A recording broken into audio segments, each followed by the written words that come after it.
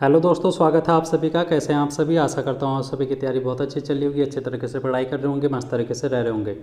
तो दोस्तों आज हम बात करेंगे लूसेंट जी के ऑब्जेक्टिव सीरीज का पार्ट 4 और इसमें हम लोग डिस्कस कर रहे हैं इंडियन पॉलिटी, भारतीय राज्य व्यवस्था को। दोस्तों अभी तक हम लोगों ने 3 क्लास में महत्वपूर्ण प्रश्नों को डिस्कस किया है। आज भी हम महत्वपूर्ण प्रश्न डिस्कस करेंगे जो कि भारत के संविधान की प्रस्तावना से होंगे। और अगर आप लोगों ने अभी तक इस सीरीज़ को नहीं देखा है तो आप लोग देखें, प्लेलिस्ट में आप लोगों को देखने को मिल जाएगी। इसके अलावा आप लोग डिटेल में अगर जीएस को पढ़ना चाहते हैं तो अंतिम 50 दिनों का महासंग्राम से जुड़ें। वहाँ पर मैंने डिटेल में आप लोगों को करा रखा है हर एक सब्जेक्ट को, Indian polity, Indian history, geography या फिर इकोनॉमिक्स, वो सारे टॉपिक आप लोगों को वहाँ पर देखने को मिलेंगे। और यहाँ पर से आप लोगों को प्रैक्टिस के तौर पर फ़ायदा मिलेगा। यहाँ पर हम लोग क्वेश्चन प्रैक्टिस करेंगे जिससे कि आपके आने वाले एग्जाम में फ़ायदा देखने को मिलेगा। तो चलिए वीडियो को शुरू करते हैं दोस्तों। और पहला प्रश्न आप लोगों के सामने है। और अगर आप लोग चैनल पर नए होंगे तो चैनल को सब्सक्राइब कर लेना यार, ज़्यादा से ज़्यादा लोगों तक शेयर करके और ज़्यादा से ज़्यादा लोगों को जोड़ने की कोशिश करना। चलिए पहला प्रश्न आप लोगों के सामने है।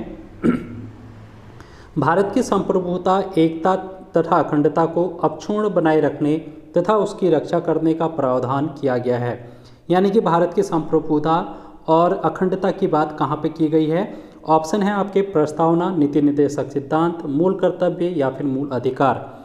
दोस्तों संप्रभुता, एकता, अखंडता की बात हमारे संविधान की प्रस्तावना में कही गई है। ऑप्शन ए इसका राइट आंसर हो जाएगा। अगला प्रश्न की बात हम करेंगे यहाँ पर। और भारतीय संविधान की प्रस्तावना में जिन आदर्शों एवं उद्देश्यों की रूपरेखा दी गई है उनके आगे की व्याख्या की गई है। भारत की मूल संविधान की जो प्रस्तावना है उसमें जो आदर्श दिए गए हैं उनकी प्रस्तावना भारत के संविधान में हमको कहाँ पर देखने को मिलती है? तो दोस्तों अगर हम बात करें इसकी तो यहाँ पर हो जाएगा मूल अधिकार, राज्य के नीति निर्देशक सिद्धांत और मूल कर्तव्य। इसका मतलब यह है कि भारत के संविधान की जो प्रस्तावना है वो भारत के संविधान का मुखौटा है। यहाँ पर इसका उद्देश्य बताया गया है कि भारत के संविधान में किस तरीके से बातें लिखी गई हैं, कौन से उसके आदर्श होंगे, क्या उसका उद्देश्य है। और इसकी व्याख्या आगे कहाँ पे की गई है? तो मूल अधिकारों में इसकी व्याख्या की गई है, क्योंकि मूल अधिकार स्वतंत्रता, समानता, ये सभी बातें करता है। नीति निर्देशक सिद्धांत की यहाँ पर बात करता है और मूल कर्तव्य। तो ये सभी सिद्धांत जो है हमको देखने को मिलते हैं हमारी संविधान की प्रस्तावना में और इनकी व्याख्या संविधान में की गई है। चलिए नेक्स्ट प्रश्न की ओर बढ़ते हैं। संविधान सभा में प्रस्तुत उद्देश्य प्रस्ताव में अभिव्यक्ति विचार को भारतीय संविधान के किस भाग में पूर्णतः शामिल किया गया है? तो 33 का ऑप्शन हो जाएगा दोस्तों ए, प्रस्तावना में। ठीक है, तो अगले प्रश्न की ओर बढ़ेंगे दोस्तों। अब भारतीय संविधान की प्रस्तावना से क्या स्पष्ट नहीं होता? यानी कि भारत के संविधान में ऐसी कौन सी चीज़ लिखी गई है इन ऑप्शन में से जो कि स्पष्ट नहीं होती है? संविधान के स्रोत बिल्कुल यहाँ से स्पष्ट होता है।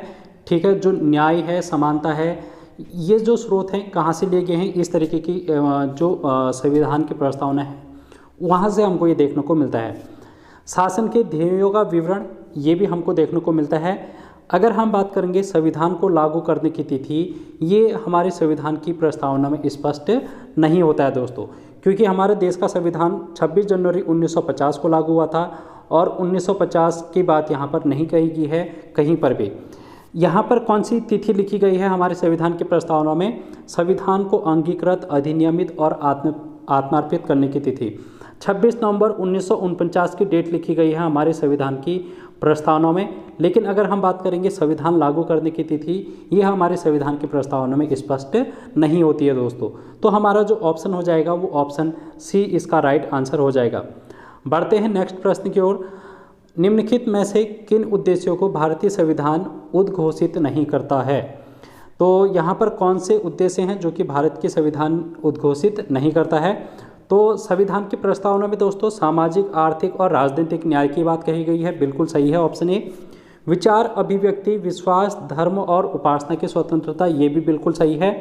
प्रतिष्ठा और अवसर की समानता, ये भी बिल्कुल सही है दोस्तों। ये सभी बातें हमारे संविधान की प्रस्तावना में लिखी गई हैं।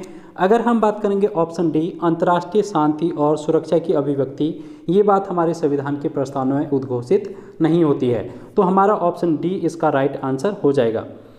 अगले प्रश्न की ओर बढ़ते हैं दोस्तों। भारत के संविधान में प्रदत्त हमारे देश का नाम क्या है। दोस्तों हमारे देश का जो नाम है हमारे देश के संविधान में वो क्या लिखा गया है। हिंदुस्तान अर्थात भारतवर्ष ये नहीं है, इंडिया अर्थात हिंदुस्तान ये भी नहीं है, भारत देश अर्थात इंडिया ये भी नहीं है, इंडिया अर्थात भारत यानी कि ऑप्शन सी हमारे देश के संविधान में ये लिखा गया है। इंडिया अर्थात Bharat, India that is Bharat, ठीक है, इंडिया दैट इज भारत। तो ये बात है जो कि हमारे संविधान में लिखी गई है। अगले प्रश्न की ओर बढ़ते हैं। भारतीय संविधान किसके द्वारा स्वीकृत है। जो भारत का संविधान है वो किसके द्वारा स्वीकृत है दोस्तों। तो जैसे कि भारत के संविधान में लिखा गया है, भारत के संविधान की जो प्रस्तावना है हम भारत के लोग से शुरुआत होती है इसकी।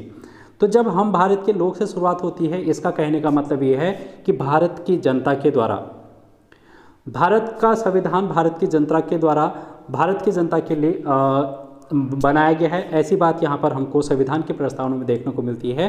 तो भारत की जनता के द्वारा इसका राइट आंसर हो जाएगा ऑप्शन डी। 37 का ऑप्शन डी इसका करेक्ट आंसर हो जाएगा। भारत की संप्रभुता किसमें निहित है। दोस्तों अगला प्रश्न है भारत की संप्रभुता किसमें निहित है। तो जैसे कि हमने कहा कि हम भारत के लोग अर्थात भारत की जनता में निहित होगी। अगले प्रश्न की बात करेंगे। भारतीय संविधान को संविधान सभा द्वारा अंगीकृत कब किया गया। संविधान सभा के द्वारा इसको अंगीकृत कब किया गया ये बात आप लोगों को बतानी है। तो ये 26 नवंबर 1949 को किया गया था। ऑप्शन ए इसका राइट आंसर हो जाएगा। और ये बात हमारे प्रस्तावना में भी लिखी गई है। जब अंतिम लाइन आप लोग पढ़ोगे तो वहाँ पर ये बात लिखी गई है 26 नवंबर 1949 को ऐतत द्वारा अंगीकृत किया गया है। तो अगले प्रश्न की ओर बढ़ेंगे दोस्तों। भारत का संविधान पूर्ण रूप से तैयार हुआ। तो भारत का संविधान पूर्ण रूप से कब तैयार हुआ इसको बताना है। तो 26 नवंबर 1949 को भारत का संविधान बन के तैयार हो गया था, या फिर इसी डेट को यहाँ पर दो तरीके से पूछा है। देखो पहले वाले प्रश्न में क्या पूछा था, संविधान सभा द्वारा कब अंगीकृत किया गया। अब अगला प्रश्न क्या कह रहा है कि संविधान पूर्ण रूप से कब तैयार हुआ। तो 26 नवंबर 1949, इन दोनों का आंसर यही होगा। अगले प्रश्न की ओर बढ़ेंगे दोस्तों। 41 क्वेश्चन क्या कह रहा है देखो, भारतीय संविधान कब अंगीकार किया गया था। तो फिर से वही क्वेश्चन है लेकिन शब्द है जो कि घुमा दिए हैं। 26 नवंबर 1949 इसका राइट आंसर हो जाएगा। अब अगला प्रश्न आप लोगों के सामने है, किस तिथि को भारतीय संविधान लागू किया गया। दोस्तों जब भी यहाँ पर संविधान लागू करने की बात करेगा तब इसका राइट आंसर हो जाएगा ऑप्शन ए 26 जनवरी 1950। तो ये बात आप लोग ध्यान में रखेंगे कि लागू हुआ था 26 जनवरी 1950। अगर 26 नवंबर 1950 की बात करेंगे तब प्रश्न किस तरीके से पूछा जा सकता है, अंगीकार करना, स्वीकृत करना, या फिर पूर्णतः कब बन के तैयार हुआ रहा हमारा संविधान। तो इस तरीके से आप लोग इसको ध्यान में रखेंगे दोस्तों। अगले प्रश्न की ओर बढ़ते हैं। किस वर्ष भारत एक प्रभुत्व संपन्न प्रजातांत्रिक गणराज्य बना। तो प्रजातांत्रिक गणराज्य का मतलब है लोकतांत्रिक गणराज्य, और ये तब बना था जब हमारे देश का संविधान लागू हो चुका था, यानी कि 26 जनवरी 1950 के बाद। तो ऑप्शन डी इसका राइट आंसर हो जाएगा 43 का ऑप्शन डी राइट आंसर हो जाएगा। दोस्तों अगला प्रश्न है, संविधान की प्रस्तावना में संशोधन कितनी बार किया गया है। तो संविधान की प्रस्तावना में संशोधन की अगर बात करेंगे तो एक बार किया गया है। 42वां संविधान संशोधन 1976 आप लोगों को याद होगा, हम लोगों ने ये पढ़ा है। अगले प्रश्न की ओर चलेंगे और नेक्स्ट प्रश्न आप लोगों के सामने है, भारत के संविधान की प्रस्तावना में प्रथम संशोधन कब किया गया। तो एक बार संशोधन हो रखा है, अभी हम लोगों ने देखा 1976। अब अगला प्रश्न आप लोग देखेंगे और यहाँ पर भारत के संविधान की प्रस्तावना आप लोगों को दिखाई दे रही है। क्या है, एक बार हम लोग पढ़ देते हैं भारत के संविधान की प्रस्तावना। हम भारत के लोग, तो दोस्तों यहाँ पर आप लोगों से इसी तरीके से प्रश्न पूछा जा सकता है कि भारत के संविधान की प्रस्तावना किस से शुरू होती है। तो हम भारत के लोग से शुरू होती है। भारत को एक संपूर्ण प्रभुत्व संपन्न समाजवादी पंथ निरपेक्ष लोकतांत्रिक गणराज्य बनाने के लिए तथा उसके समस्त नागरिकों को सामाजिक आर्थिक राजनीतिक न्याय, विचार अभिव्यक्ति, विश्वास, धर्म और उपासना की स्वतंत्रता, प्रतिष्ठा और अवसर की समानता प्राप्त करने के लिए उन सब में व्यक्ति की गरिमा और राष्ट्र की एकता और अखंडता सुनिश्चित करने वाली बंधुत्व बढ़ाने के लिए दृढ़ संकल्प होकर अपनी इस संविधान सभा में आज यहाँ पर डेट बतानी है कि एतद द्वारा संविधान को अंगीकृत, अधिनियमित और आत्मार्पित करते हैं। तो दोस्तों यहाँ पर जो डेट है वो कब की डेट है, अभी हम लोगों ने बताया कि अंतिम लाइन में हमारे यहाँ पर जो संविधान पूरी तरह से बन के तैयार हो चुका था वो डेट लिखी गई है। तो ये डेट थी 26 नवंबर 1949 की, जब हमारा देश का संविधान पूरी तरीके से बन के तैयार हो चुका था। तो इस संविधान की प्रस्तावना से आप लोगों को प्रश्न पूछे जाते हैं, आप लोग इसको ध्यान में रखना। हम लोगों ने पहली वाली क्लास, इसकी पहले वाली जो क्लास थी उसमें इस संविधान की प्रस्तावना को और डिटेल में समझा रखा है, तो आप लोग उसको ज़रूर देखना। अब बात करेंगे 47 क्वेश्चन की। संविधान की प्रस्तावना सभी भारतीयों को निम्न में से कौन सा एक उपलब्ध कराने की वायदा नहीं करता। दोस्तों अगर हम बात करेंगे भारत की संविधान की प्रस्तावना निम्नलिखित में से कौन एक उपलब्ध कराने का वायदा नहीं करता, यानी कि कौन सी बात है जो कि संविधान की प्रस्तावना में नहीं लिखी गई है। तो दोस्तों यहाँ पर अभी हम लोगों ने देखा सामाजिक न्याय लिखा गया है, राजनीतिक न्याय भी, और विचारों की स्वतंत्रता, ये सब बातें संविधान की प्रस्तावना में लिखित हैं। लेकिन अगर पूंजी की समानता की बात करेगा ऑप्शन डी, तो ऑप्शन डी यहाँ पर इस बारे में बात हमारे संविधान की प्रस्तावना में नहीं लिखी गई है। पूजा की समानता, तो पूजा की समानता के बारे में बात हमारे संविधान में नहीं लिखी गई है। अगला प्रश्न, 26 नवंबर 1949 को अंगीकृत भारतीय संविधान की प्रस्तावना में शब्द सम्मिलित नहीं थे। तो कौन से शब्द हैं जो कि हमारे संविधान की प्रस्तावना में नहीं थे, कब, जिस समय ये अंगीकृत किया गया था, यानी कि कब, जिस समय ये बन के तैयार हुआ था 26 नवंबर 1949 को। तो दोस्तों हम लोग इसमें एक संशोधन पढ़ते हैं, 42वां संशोधन 1976 में हुआ था। 1976 में 3 शब्द हैं जो कि हमारे संविधान की प्रस्तावना में जोड़े गए थे, और वो शब्द थे समाजवादी, पंथ निरपेक्ष और अखंडता।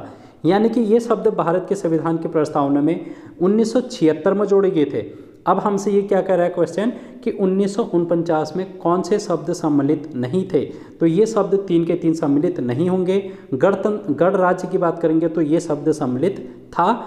पहले के ऑप्शन ए, 2, 3, ये 3 के 3 शब्द हैं जो कि संविधान की इस प्रस्तावना में सम्मिलित नहीं थे। तो इसलिए इसका जो राइट आंसर हो जाएगा 1, 2, 3, यानी कि ऑप्शन 1। अगले प्रश्न की ओर बढ़ेंगे। भारत के संविधान की उद्देशिका में परिवर्तन किस संशोधन अधिनियम के तहत किया गया है। तो 42वां संशोधन 1976 अभी हम लोगों ने देखा। समाजवाद, पंथ निरपेक्ष, अखंडता, ये 3 शब्द आप लोगों को याद करने हैं, महत्वपूर्ण हैं हर एक एग्जाम के लिए। अगला प्रश्न 50, भारत की संप्रभुता, एकता और अखंडता को सुनिश्चित और संरक्षित करने का भाव निहित है। तो दोस्तों ये बात अभी हम लोगों ने देखा, भारत की प्रस्तावना में ये बात लिखी गई है। अगला प्रश्न, संविधान की जो प्रस्तावना है का वह प्रावधान जो सभी वयस्क नागरिकों को मतदान का अधिकार प्रदान करता है कहलाता है। मतदान का अधिकार प्रदान करना दोस्तों क्या कहलाता है। तो इसका जो राइट आंसर हो जाएगा 51 का ऑप्शन बी, प्रजातंत्र। प्रजातंत्र या फिर लोकतंत्र, लोकतंत्र भी अगर कहीं पर लिखा होगा तो वहाँ पर ये आंसर हमारा हो जाएगा। प्रजातंत्र मतलब लोकतंत्र। दोस्तों अगर मतदान की बात करें, वोटिंग की बात करेंगे तो ये जो वोट देने का अधिकार है वो किसी भी लोकतंत्र वाले देश में देखने को मिलता है। तो इसलिए जो इसका राइट आंसर हो जाएगा वो ऑप्शन बी हो जाएगा। अगले प्रश्न की ओर, भारत के संविधान की प्रस्तावना में समाजवादी, धर्मनिरपेक्ष शब्दों को किस संशोधन द्वारा जोड़ा गया, ये अभी हम लोगों ने देख लिया, 42वां संशोधन 1976।